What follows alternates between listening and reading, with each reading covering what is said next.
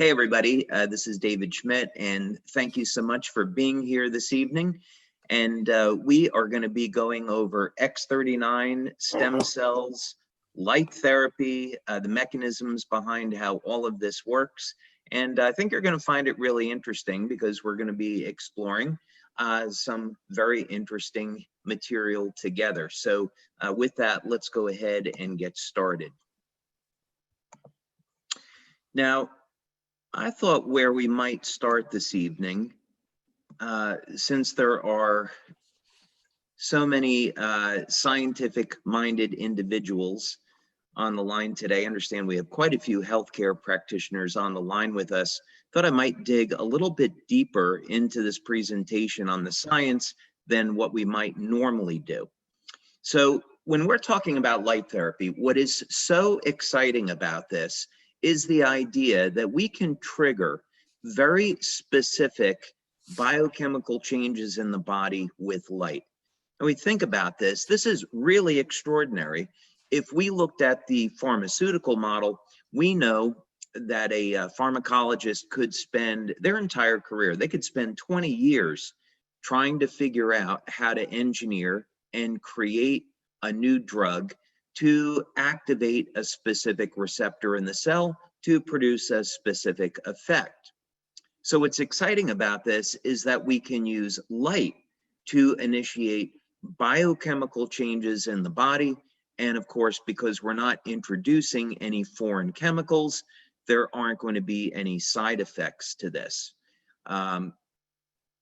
So let's dig into this in a little bit more detail. How exactly does this work? Well, first thing is we often use the analogy that everyone accepts that you go out in the sun and sunlight is going to trigger a release of vitamin D. So very clear example that we all know to be true of how light will cause a chemical change in the body. This area is known as photobiomodulation. And one thing that's very interesting is that if we go back 10 years ago, the biochemical mechanisms for photobiomodulation, or another way we can think of it is low-level light therapy, the biochemical mechanisms weren't really very well understood. If we go back 20 years ago, light therapy was relegated to the area of quackery. Traditional scientists thought, no, this is a placebo effect, there's really nothing to it. And today, with over 5,000 clinical studies that have been published with people like Dr. Michael Hamblin at Harvard University doing pioneering research, Dr. Hamblin has over 400 clinical studies that are published. The mechanisms by which light therapy works and produces these changes are very well understood. Our company, LifeWave, has performed over 80 clinical studies in the last 18 years. So we have created an enormous body of scientific research that tells us how the patches work. Okay, well, let's just start over here. We see we have different wavelengths of light. And in this example, the wavelengths are in the near infrared band, but we can see cellular change in the visible band of light as well. But what's generally accepted is that, and what has been demonstrated and shown, is that wavelengths of light in the near infrared are going to increase production of cytochrome C oxidase. And this is, of course, very significant and important because of cytochrome C oxidase's role in the electron transport chain. And the electron transport chain, of course, is involved in producing energy from carbohydrates and fats in the mitochondria. So net end result is that we can use light to elevate energy production in the cell, and as a result, that net increase in energy in the cell can be used to drive different chemical processes. So if we want to, in our case, synthesize a naturally occurring peptide in the cell, this is going to be the pathway under which we're going to do that. And sorry, I know I'm going fast. I'm trying to get a lot of information in a short period of time. Now, as I mentioned, there are thousands of studies that are going to be in the literature. We're not going to have the time this evening, of course, to do an exhaustive accounting of all those studies. But just suffice it to say that here would be an example of a study where using near-infrared light to elevate cytochrome C oxidase is demonstrated and shown, and you can see that in the results of the study when you scroll down. Okay, now, why should we be concerned about this? Well, one of the reasons is that if we are interested in stem cells and regeneration, and we want to avoid some of the negative effects of stem cells, meaning that you inject stem cells, they're expensive, they don't always work.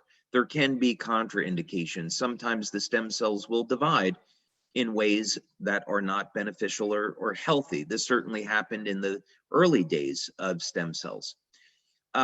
What if we could use light to elevate a peptide known to influence the activity of stem cells in the body? And that's exactly what we're doing here. Now, Dr. Lauren Picard has spent over 45 years investigating copper peptide. As a matter of fact, he is the scientist that discovered copper peptide. And there's two peptides here that we're interested in, GHK and GHK-Cu. The difference is that what we've seen in our studies, which I'll show you in a moment, is that first X39 will elevate GHK, and then GHK will bond with copper ions. It has a very high affinity for copper, and both GHK and GHK-Cu are going to show a number of metabolic benefits, but specifically, we're going to look at the role of GHK-Cu in stem cells. So here is a study that I think you would find of interest because it shows the role of GHK in regeneration. This was published in 2015. And the mechanism is extraordinarily interesting. When we think about how are human beings going to benefit from stem cell therapy, we often think in terms of injecting young, healthy cells into the body. And that's certainly one way to do it.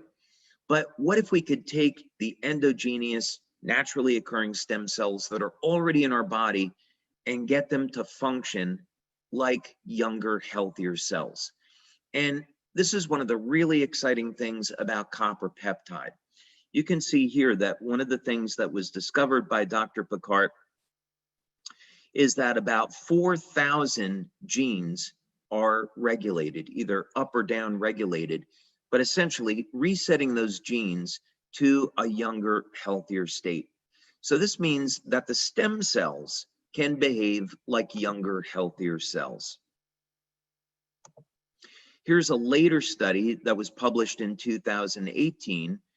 And when Dr. Picard began to see the regenerative effects of copper peptide, he then, of course, naturally concluded that copper peptide must be showing a role in stem cells. And of course, it turned out that he was correct. And what is actually going on here? Several things to be very interested in. First, copper peptide is going to reset cells to a younger, healthier state by altering gene expression. Then those stem cells are mobilized through increased expression of P63. And here is a study that was actually looking at that. What happens when you elevate copper peptide in the skin?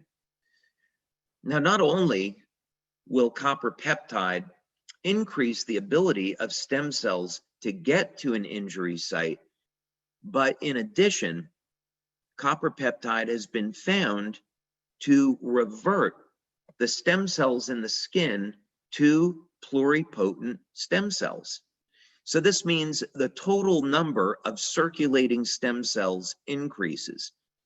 And in other studies that have been published, this leads to regeneration of damaged tissue. So we, of course, have done a significant number of studies, and you can find them here. We're not going to have time to go over all of these this evening. We have 9 clinical studies that we've completed so far on X39. Because of COVID, there have been delays in getting those published. We have one in particular I'm really excited about. It's a 50-person double-blind study on looking at X39 on how it elevates copper peptide. We have the predecessor to that that you can see here that was published. But basically what we show is that within the first 24 hours, X39 elevates GHK. And this is why when you look at metabolic studies that we've done on X39, it shows that most people are going to start to feel results in as little as 24 hours, and vast majority within the first 7 days. Okay, let's back up a little bit here.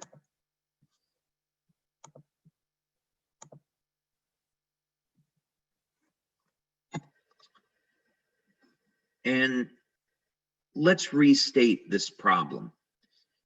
The problem is that as we age, the stem cells are aging with us. This, of course, has to do with the Hayflick limit. There's a limited number of times that cells can divide, and the stem cells are subject to the Hayflick limit along with the rest of the cells. So quite simply, when we get to around age 70, age 75, our cells stop dividing. And this is really bad news. Anybody that has gotten over the age of 60 or 70 knows that their ability and their capacity to heal and recover from an injury has slowed down dramatically. This is a result of a degradation in the quality of the stem cells, their ability to proliferate, their ability to release growth factors, and eventually, of course, we don't have any more stem cells. So most of the solutions that companies are looking at is, let's take young, healthy stem cells and inject them into the body. And there is not a major success of this that's available today. Most governments have not approved stem cell therapy. There's only very limited approvals. Most of this has to do with bone marrow transplants. And that's because there are significant risks that are associated with injecting stem cells. If they don't divide the way that they're intended to be used, they could divide into cells that are not supposed to be in the tissue where they are injected. So for example, in Japan, there has been ongoing research into Parkinson's disease. And there's a human study going on right now where a needle is inserted into the brain and stem cells are injected directly into the brain. Well, when this research first started, stem cells divided into muscle tissue, liver tissue, hair, and the animals ended up dying because the stem cells divided from a pluripotent state down into a multipotent state that was not desirable. The division was uncontrolled. So these are some of the risks associated with stem cell science as it is today. But of course, that's going to change in the future. So what we want to do is make stem cell science affordable, safe, effective, and available to everybody. So how are we going to do that? Well, as Robin was saying, I have over 100 patents now. I reached that milestone this year. Those are 100 issued global patents with many more that are pending.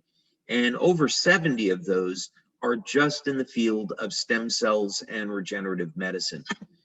And we've spent over $4 million over the last 12 years in developing X39. And research, of course, is ongoing as we find new ways to utilize our technology with respect to stem cells. Some of the early research we did was with the National University of Ireland in Galway at their Regenerative Medicine Institute. This research was actually funded by Scientific Foundation Ireland. And Remedy, by the way, and NUIG is in the top 2% of universities globally in the field of stem cell research. So when you go over to the west coast of Ireland and you're at this institute, you can find all of the major healthcare companies doing research there. In any case, this is a technology that I invented and we developed at our laboratories in San Diego. And this is a novel form of electromagnetic therapy that we have shown can mobilize and activate stem cells. This was a standard rabbit model that we used after we went from our initial laboratory work. And the goal here was to see if we could upregulate or increase the rate of wound healing in these rabbits. So a diabetic ulceration was formed over a period of 7 days. And then we had a control group and a group that was treated with this electromagnetic coil. And we looked at the rates of regeneration. And in this very first trial, we were able to hit statistical significance and see that just using energy, we could activate the stem cells.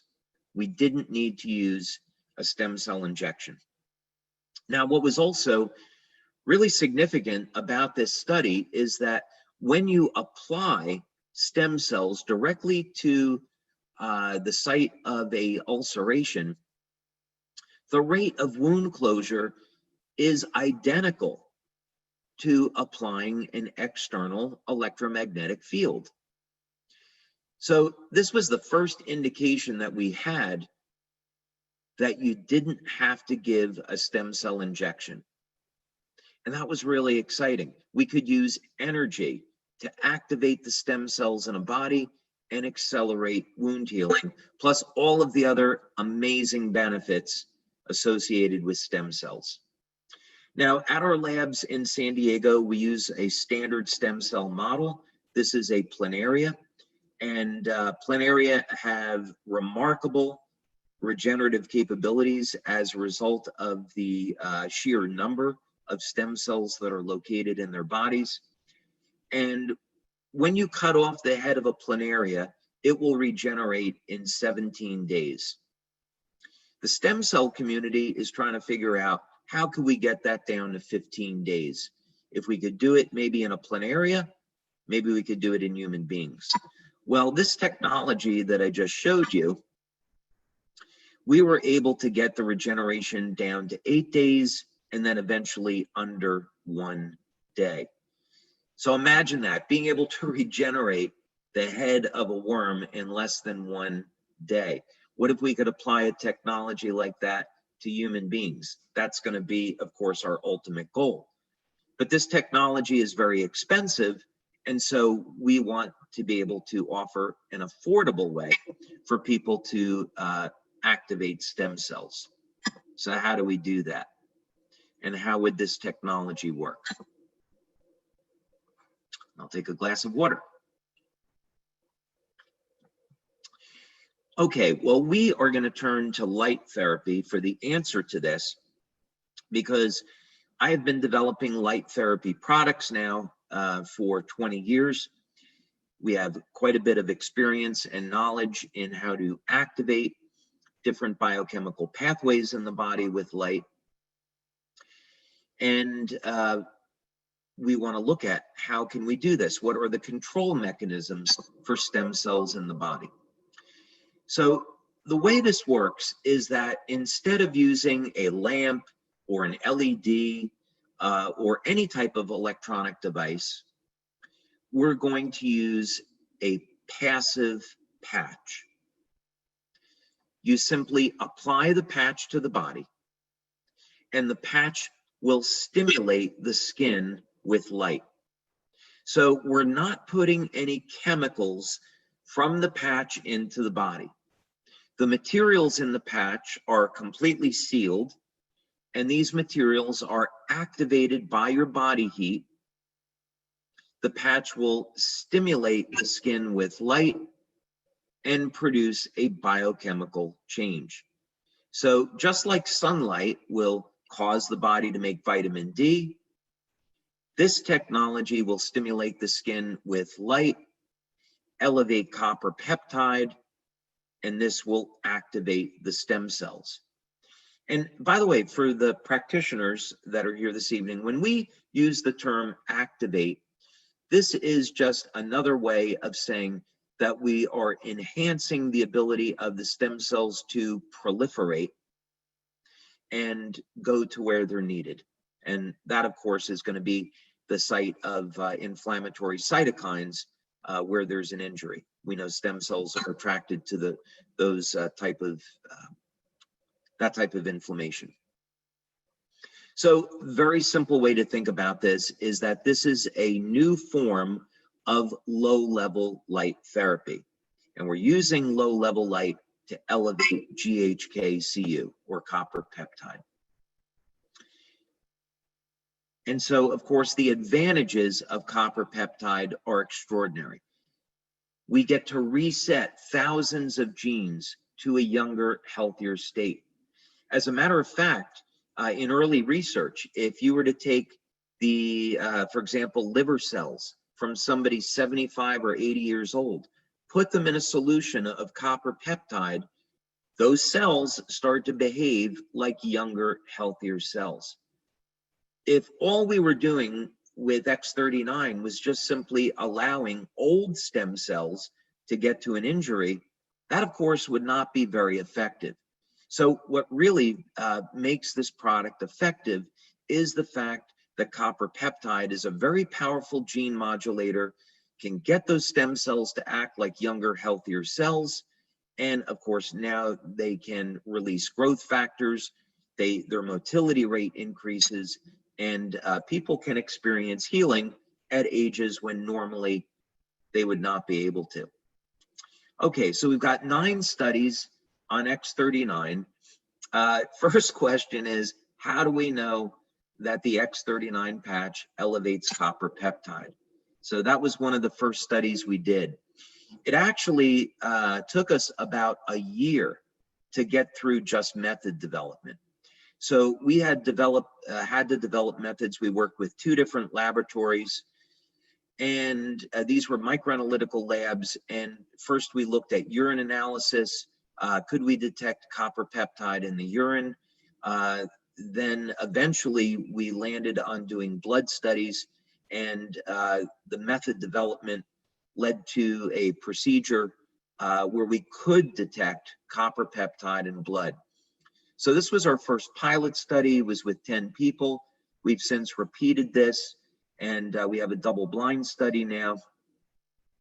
Generally, when we want to look at copper peptide levels, we like to have people that are over the age of 50 or 60. The reason is copper peptide levels are going to be much lower in that group. So if we were going to compare copper peptide levels to people over the age of 60 compared to people in their 20s, levels of copper peptide are down 60 to 80% when someone's over the age of 60. We also want to find out if, this is light therapy, so we should be able to see an effect rapidly. So we want to look at taking a baseline and then doing another blood draw 24 hours later. And then as a matter of convenience, we look at a 7-day period. And very clearly, what we see to statistical significance is that within the first 24 hours, we see increases in GHK. We also see increases in GHK-Cu, but not to statistical significance at 24 hours. But of course, at day 7, we are well into statistical significance. Now, we've also done metabolic testing with X39. And this is important. This was we did 2 studies here. The first was a pilot. The second was a 50-person double-blind. Again, mean age was over the age of 60. And we want to look at short-term benefits. What happens to the metabolism in the first 24 hours and in the first 7 days. Well, one thing we were interested in was looking at synthesis of amino acids. And we saw that amino acids were upregulated. So, for example, we looked at the branched chain amino acids like leucine, isoleucine, and valine. And this was important because we had anecdotal information that athletes were recovering much more quickly from exercise. So we saw about a 30 to 40% increase in upregulation of leucine. So I think we've got some pretty good evidence that through elevating leucine, we're activating mTOR, increasing muscle protein synthesis. And of course, this is going to be very valuable, not only in recovery, but also for any athlete or anyone that wants to improve performance. As another example, we also saw an upregulation of tryptophan. And that was interesting because in the early days of studying X39, we saw that people were getting improved levels of sleep. We eventually measured GABA levels, and we saw GABA levels being upregulated as well. So we indeed were able to determine why people were experiencing improvements in their quality of sleep. We also saw improvements in memory with X39, and I'm going to show you another study, a separate study that we did looking at the brain. Very interesting, we saw statistically significant decreases in blood pressure in people that had elevated blood pressure. We also did measurements with heart rate variability. And for those of you that are not familiar with that, that looks at the ratio of muscle contractions in the 4 chambers of the heart. And this is important because heart rate variability can detect abnormalities in the function of the heart. And we saw improvements in heart rate variability. Overall vitality, we saw improved. Even breathing improved. Okay, and then on to brain mapping. And I'm going through this quickly so we can get to your questions. We can actually, do a much deeper dive into each of these studies. But just going through quickly because I know there are a lot of questions tonight. We have the privilege of working with Dr. Gaetan Chevalier. We've been working with Dr. Chevalier now for over 10 years. And Melinda Connor, actually, Dr. Melinda Connor, we've been working with her for about 10 years as well. Incredible researchers, and it's a privilege to work with them and their teams. Well, Dr. Chevalier was doing research into nuclear fusion at UCLA. He's an expert in laser spectroscopy, and some of our early studies that we did with him were looking at biophoton emission.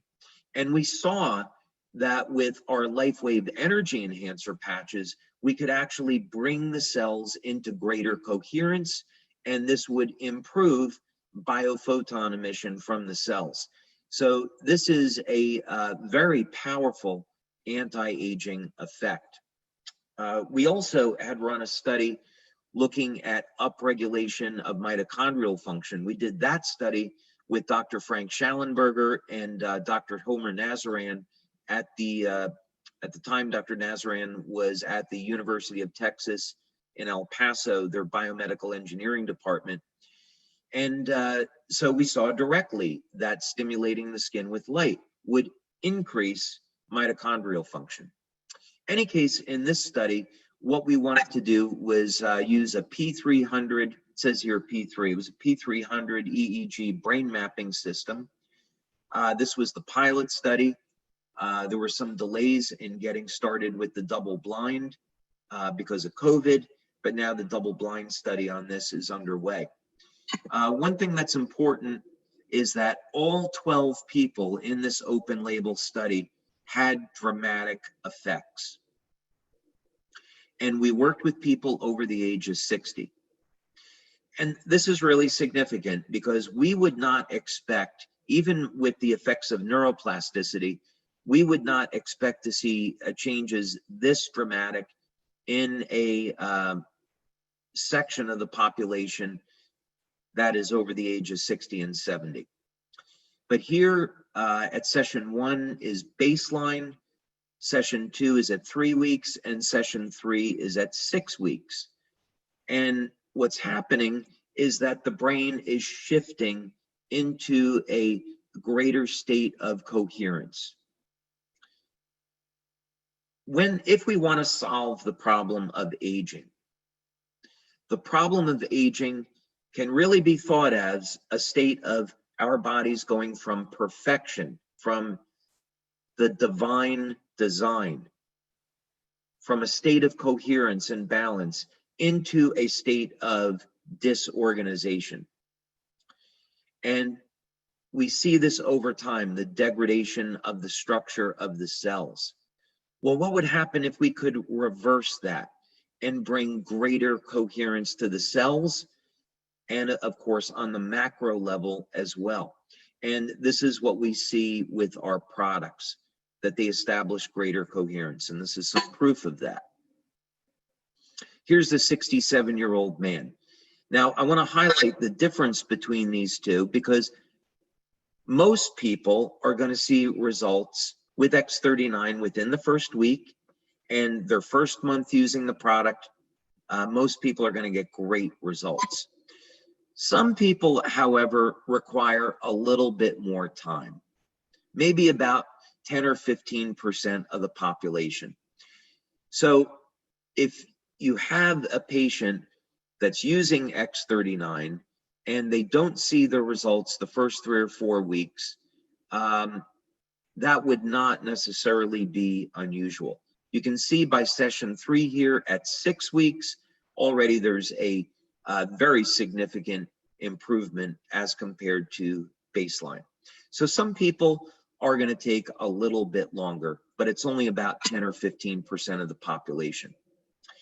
Okay, and then just moving quickly now, many of you might have already seen these testimonials, so we'll go quickly through them. But some of the dramatic effects we see with X39 are in the area of wound healing. So sometimes it can be a scar that's more than a year old. Even we've had people with scars that were 18 years old. They still saw a dramatic reduction in the appearance. Or here, this is just after 2 weeks on a more recent scar. X39 can be applied behind the neck, below the belly button, and it will produce a systemic effect. Some people prefer to put the patch at the site of an injury, and of course, that's fine too. So this is a young man who had a job interview coming up, and he was in an accident, and you can see within 5 days, he experienced a dramatic result. This one's really extraordinary. I was meeting with a doctor yesterday, and we were discussing a study on X39, and I showed him this picture, and he was absolutely blown away. Here's a gentleman that was in a car accident, nearly lost his hand, and yet 2 months later, virtually no sign of that injury. So this is the power of resetting stem cells to a younger, healthier state. This is also, I mean, just incredible. This is a young boy, 9 years old in Denmark, caught his finger in a door, had it severed off. The doctors reattached it. You can see initially it turned black. The parents applied X39, and only 2 months later, the finger is back to normal. The doctor was astounded and said they didn't think that this was possible, and even still, they would have expected more like a 9-month recovery. Now, of course, stem cells, while they do a great job with wound healing, they certainly have very, very powerful anti-aging effects. And one of the things that stem cells do really well is make collagen. Of course, collagen is the most abundant protein in the body. And we know that as we age, there is a decrease in our levels of collagen, and hence this is going to lead, partially, that's going to lead to formation of lines and wrinkles. And this is a woman, her name is Mandy. She is in Australia, and you can see very dramatic result after 6 weeks. And she was thrilled with the results. She continued to use X39, and you can see dramatic change after 1 year. Now, this was actually the very first, I'll call it, youth renewal testimonial that we received on X39. This woman lives in Denmark. She's 93. Her daughter is a LifeWave distributor. The mom here was dealing with a number of very significant health challenges. And so the daughter gave her X39 in the hopes that it could help support her health. And everyone was truly shocked at the transformation that she went through in only 2 months. So this is all to say that through our research and through practice, we have found that you don't have to have injections of stem cells, that activating the stem cells with copper peptide can lead to remarkable health benefits. One area that we are interested in exploring actually is, well, what happens when you elevate copper peptide and you give a stem cell injections? Would the benefits be even greater? That's an area that we tend to explore in our clinical research. We tend to feel that there could be some synergies there that are really worth exploring.